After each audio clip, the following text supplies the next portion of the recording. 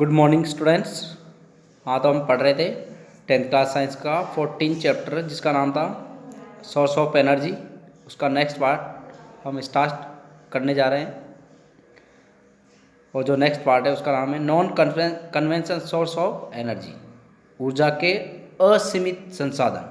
तो non conventional source of energy जो है वो है, सबसे पहला है बच्चों सोलर एनर्जी। उसके बाद में है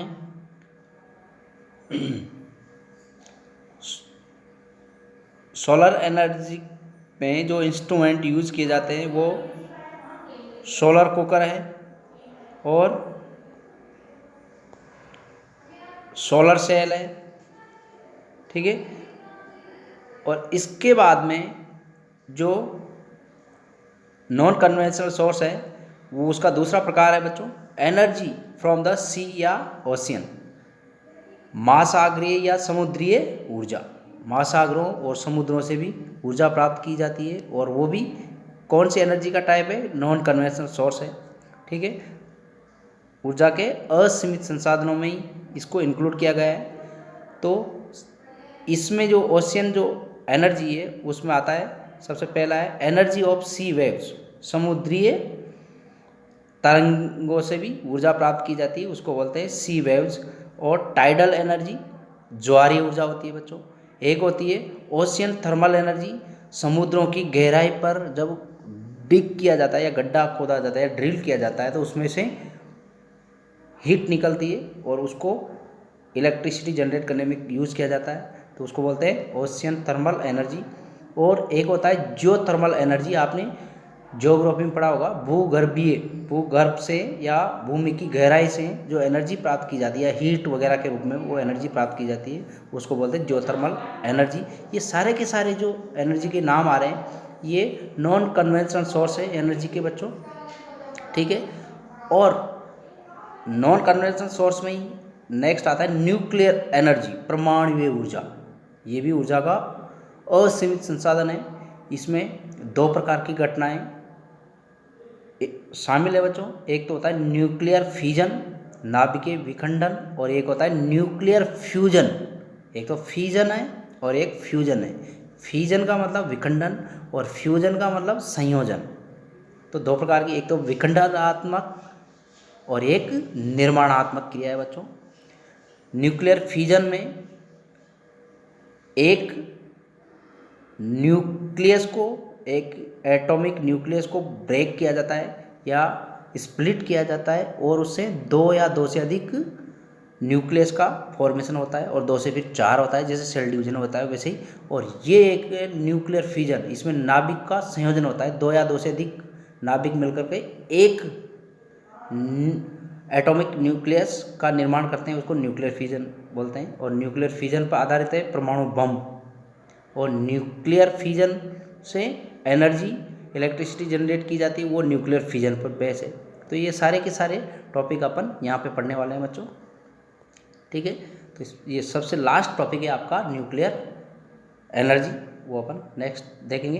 तो सबसे पहले देखेंगे solar energy. Non conventional source में सबसे पहला है न्यूक्लियर और solar energy.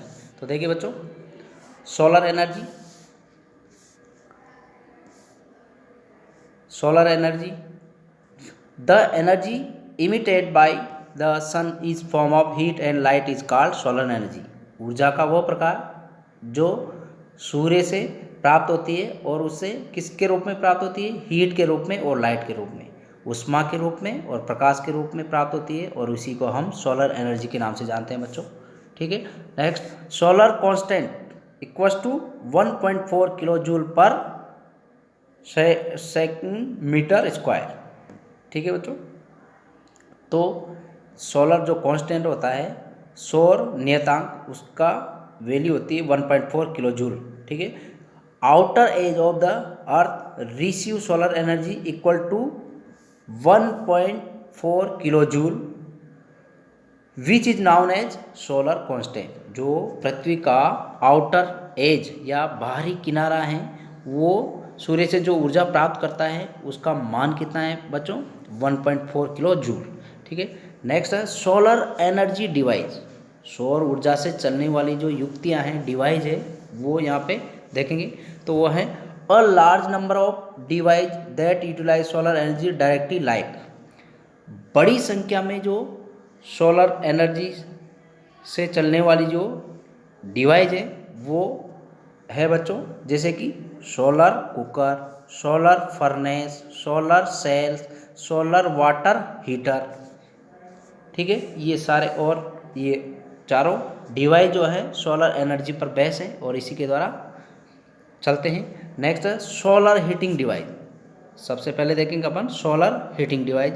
Use black painted surface, जो भी सौर तापीय युक्तियाँ होती है वो उसके लिए क्या करना पड़ता है, काले रंग का पेंट किया जाता है, उनकी ऊपरी सतह को काले रंग से पोत दिया जाता है या कलर कर दिया जाता है वो, because black surface absorb more heat as compare to white या अदर सरफेस, क्योंकि ब्लैक जो सरफेस है वो सफ़ेद या अन्य रंगों की तुलना में ज़्यादा मात्रा में हीट को क्या करती है बच्चों, एब्जॉर्ब करती है। ठीक है, इसीलिए इसकी जो सरफेस है उसको ब्लैक रंग से पेंटेड किया जाता है। नेक्स्ट है use of glass plate because it allow shorter infrared radiation to pass through it but doesn't allow the longest wavelength infrared radiation to through it that result in increase the in temperature.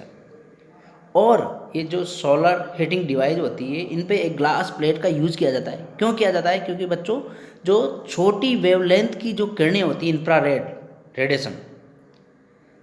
Infrared जो radiation होती है उनकी wavelength क्या होती है बच्चों, तरंग दैर्घ्य क्या होती है, बहुत छोटी होती है, और इसलिए वो कम वेवलेंथ वाली इंफ्रारेड रेडिएशन इस ग्लास प्लेट से होकर के क्या हो जाती है बच्चों, ट्रांसमिटेड हो जाती है, पारगमित हो जाती है, उससे आर पार गुजर जाती है। ठीक है, और लॉन्गेस्ट वेवलेंथ इंफ्रारेड रेडिएशन